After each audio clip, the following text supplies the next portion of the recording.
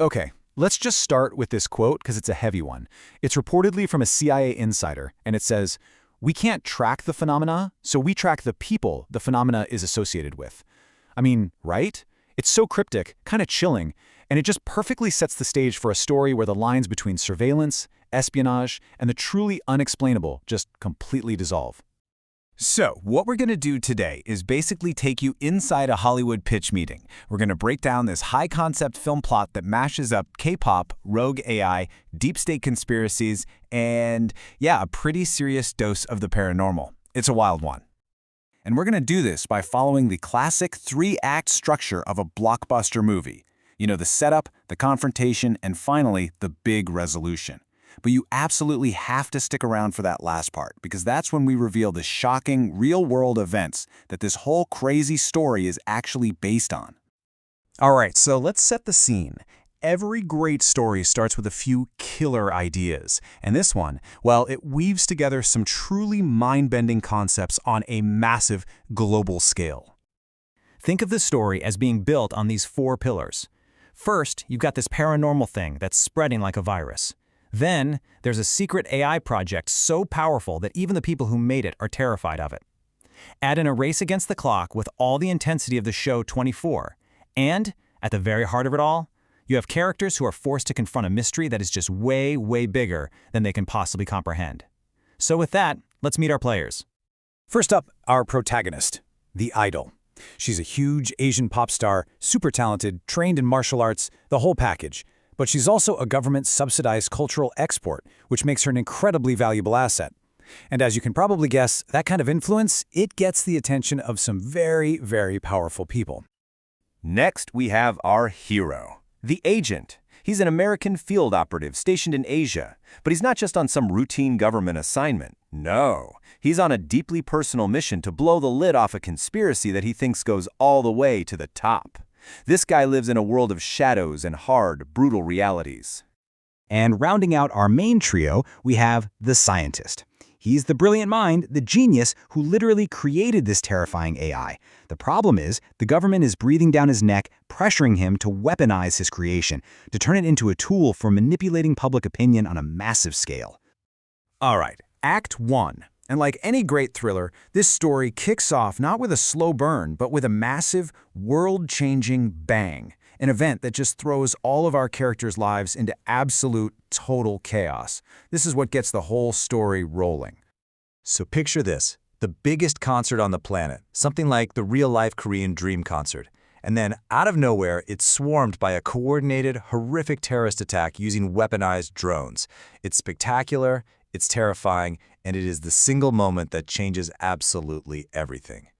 Now this is where the pieces start falling into place, and fast. In the middle of all that chaos, the Idol is saved by this mysterious glowing orb, something she's actually seen before in her life. This crazy event forces her and the agent together for the very first time. And before they can even figure out what just happened, all the survivors are secretly whisked away to this strange, isolated park, a paranormal hotspot really, all under the cover story of shooting a new music video. And that brings us to Act 2. This is where the mystery just escalates dramatically. Our characters are now basically trapped in this weird new place. The stakes are getting higher by the minute, and they're about to discover the terrifying nature of the game they've been pulled into. And this really gets to the core conflict of the story. On one side, you have the Idol's world. It's glamorous, it's perfectly manufactured, it's a tool of soft power.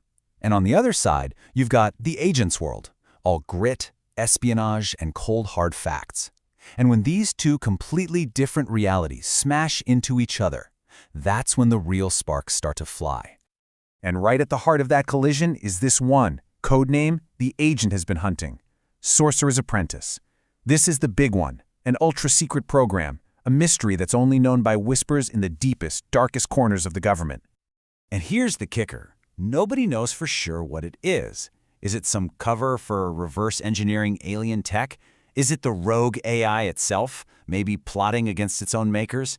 Could it somehow be connected all the way back to the famous UFO sightings over DC in 1952? Or is it something way, way darker? The thing is, all the possibilities are terrifying. And just when you think things couldn't possibly get more complicated, bam, here comes the big twist. It turns out our heroes aren't just being played by one rogue AI. Oh no, There's another, completely unknown AI in the game, and it's also tracking the phenomenon, also pulling the strings. They are literally caught in a digital war between two non-human intelligences. So, this all leads us to the climax. Act 3. How on earth does this impossibly complex story resolve itself? Well, it all comes down to the evolution of our main character. The idol, who started this whole thing as a soft power asset, a performer living in a fantasy world, is completely forged by this conflict into something new. She sheds the glamour, the performance, and becomes a hardened survivor, a warrior princess ready to fight in the ruins of the world she once knew. It's a pretty powerful transformation. So yeah, that's a wild ride for a film plot, right? But here's where it gets truly fascinating. What if I told you that this entire story is deeply, deeply rooted in very real and very, very strange history? Let's take a look at the actual source material. Remember how we said our idol was an asset of soft power? Well, that's not fiction. Not at all. The South Korean Defense Ministry has openly talked about using K-pop girl groups in psychological warfare against North Korea. They call it a charm offensive, using catchy songs and revealing outfits to mess with the soldiers on the other side. The weaponization of pop culture? It's a real thing. And all that paranormal and espionage stuff? A lot of that is inspired by the unbelievable true story of a man named Ingo Swann, a real-life psychic who worked on top-secret projects for the CIA and other government agencies back during the Cold War. I mean, just look at this slide. The parallels are just perfect. Our plot focuses on AI and drones. Swann's story was all about psychic remote viewing. Our idol is an unwitting pawn. Swann was a willing, known asset. But look at the antagonists. Our story has rogue AIs, but Swann claimed he was spying on, get this, extraterrestrials building a base on the moon. And both stories end with a terrifying, transformative, close encounter. And this timeline shows just how deep this rabbit hole goes. It starts officially with CIA-sponsored research. Then he's recruited by some shadowy figure named Mr. Axelrod for an off-the-books mission. He's tasked with psychically spying on the dark side of the moon, and it all culminates 2 years later when he's apparently taken to Alaska for a terrifying close encounter with a UFO. This isn't a movie plot, this is his actual documented account. Which brings us to our final lingering question. We started this whole thing with a piece of fiction, right? But after seeing how it mirrors real-world psyops and declassified occult espionage, you really have to wonder, when pop culture is a weapon and conspiracies turn out to be real, where does the performance end and where does the real battle begin?